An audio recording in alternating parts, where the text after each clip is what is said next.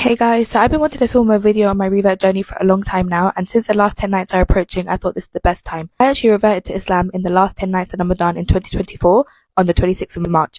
Literally, I think 5 minutes before Maghrib. And I just want to tell you guys, I did not wake up that morning thinking I was going to revert. Literally, after a really bad phone call I had, I was crying my eyes out non-stop. I messaged my friend who was downstairs because I was at her house at the time, saying I want to take my shahada. And she was like, what? I was like, I want to take my shahada. So let's go back a bit.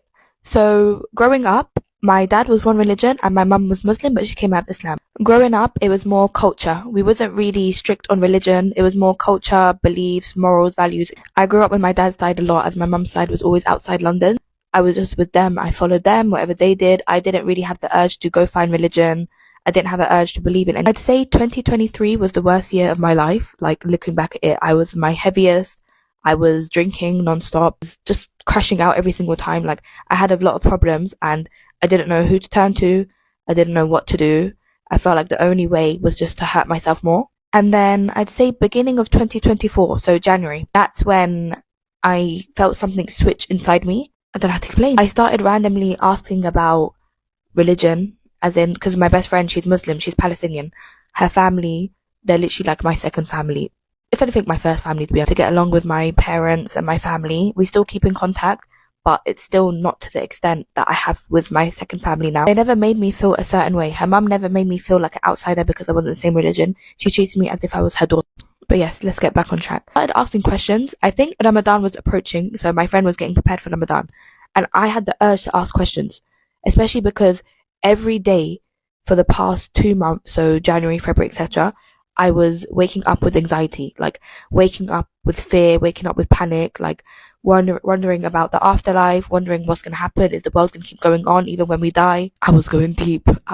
My friend would always give me advice. I would listen, but I wouldn't take it, especially because before me asking about religion, I'd always say, yeah, to be honest, Islam is something I don't want to go into. There's too much rules. There's too much obligations. I'm not ready. I have to be perfect to go into it. Like, what if I'm not ready? What if I'm never perfect? Can I just say one thing? Fear will stop you from doing the most. Fear will stop you from doing what is actually beneficial to you. Learn that the hard way. Islam was speaking to me.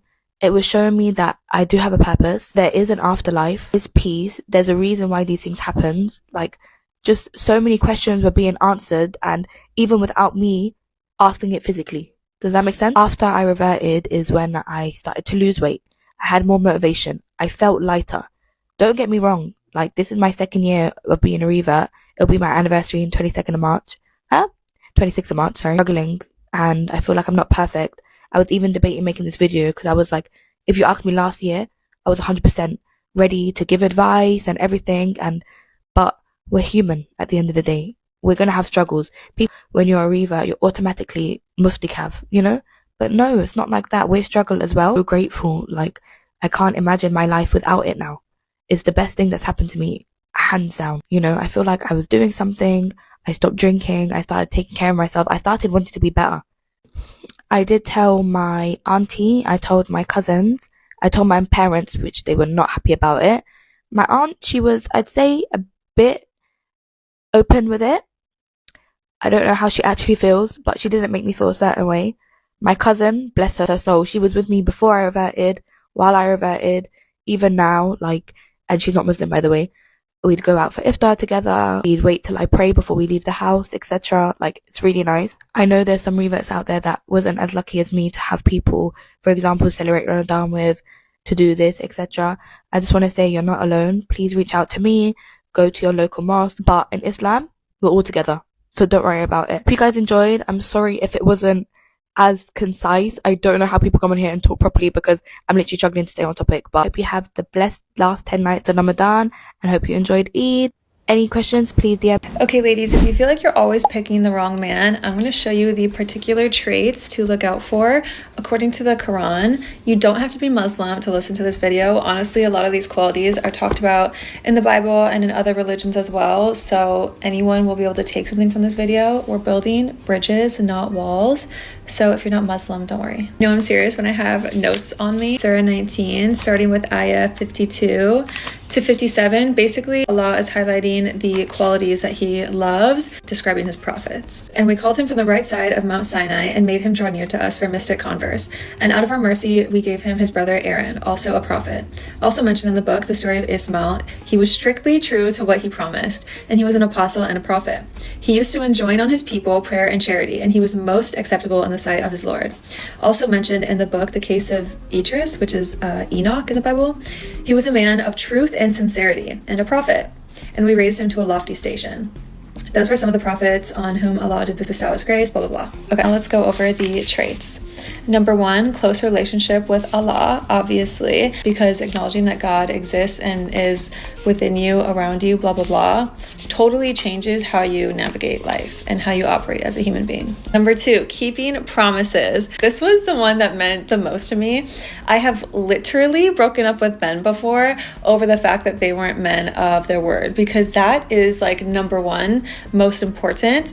If a woman cannot believe the words that you're telling her, there is zero foundation to a relationship. End up resenting that man because he's not a man of his word, and what he tells you doesn't actually happen or come to fruition. So you can't trust him, and it builds trust issues. There ends up being no reliability or no safety in the relationship. Number 3 is a leader, particularly in prayer and worship. The man is the leader of the family and in the dynamic. Let's say you have kids with someone. If you're the only one that prays and your husband or the father of your family never prays and isn't leading a family driven by God, it's going to be really hard for you to instill those qualities in your children. And it's also going to be hard for you to carry on with prayer by yourself. Number 4, a man of truthfulness and honesty, where it says, also mentioned in the book, the case of Enoch, he was a man of truth and sincerity. So it goes hand in hand with number 2, keeping his promises. If a man doesn't keep his promises, that means he's not being truthful, because when he says something, if it doesn't happen, there's no truth in his word then. Without these 4 qualities, creates an unstable and unhealthy dynamic. And either you guys could break up and he works on himself and you guys maybe get back together down the road, inshallah, or Allah pairs you with someone who is truly your perfect match, who already has those qualities and is able and ready to lead you. In the next video, I will highlight the qualities that women should embody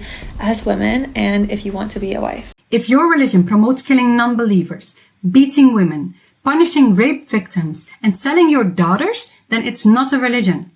Islam is uncivilized, primitive, barbaric, sexist, that does not include equal rights for females, compassion, or respect for any human rights. I'm so sorry to say it to you, but whoever told you that is not reading from the Quran, but from the Bible. Let me read it to you.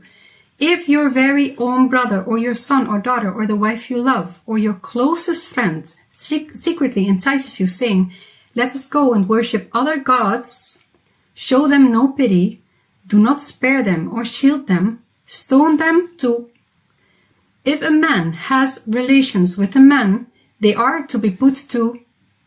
If a man happens to meet a virgin who is not pledged to be married and rapes her, and they are discovered, he shall pay her father 50 shekels of silver. He must marry the young woman, for he has violated her. He can never divorce her as long as he lives. Women should remain silent in the churches. They are not allowed to speak, but must be in submission, as the law says. If they want to inquire about something, they should ask their own husbands at home, for it is disgraceful for a woman to speak in the church. Wives, submit yourselves to your own husbands as you do to the Lord. As the church submits to Christ, wives should submit to their husbands in everything. For every woman who prays or prophesies with her head uncovered dishonors her head. It is the same as having her head shaved. Now, I obviously don't believe that is God's word in the Bible. I believe that those are man-made additions. Now, in Islam, there is revelation, that is the Quran, and then there are hadith books written 200 years later, man-made additions, attributing speech to our prophet, but none can be taken as absolute truth. Now, please let me read to you from the Quran. Fight in the cause of God those who fight you, but do not commit aggression. God does not love the aggressors. Fight them until there is no oppression and worship becomes devoted to God alone. But if they cease, let there be no hostility against the oppressors. O you who believe, it is not permitted for you to inherit women against their will. Those of you who die and leave wives behind, a will shall provide their wives with support for a year. Those who accuse chaste women but cannot bring 4 witnesses, whip the accuser 80 lashes and do not ever accept their testimony. Those who slander honorable, innocent, believing women are cursed in this life and in the hereafter. Muslim men and Muslim women, believing men and believing women, obedient men and obedient women, truthful men and truthful women, patient men and patient women, humble men and humble women, charitable men and charitable women, fasting men and fasting women, men who guard their chastity and women who guard it, men who remember God frequently and women who remember. God has prepared for them a pardon and an immense reward. Don't let people mislead you from the truth. Read for yourself. Read the Quran.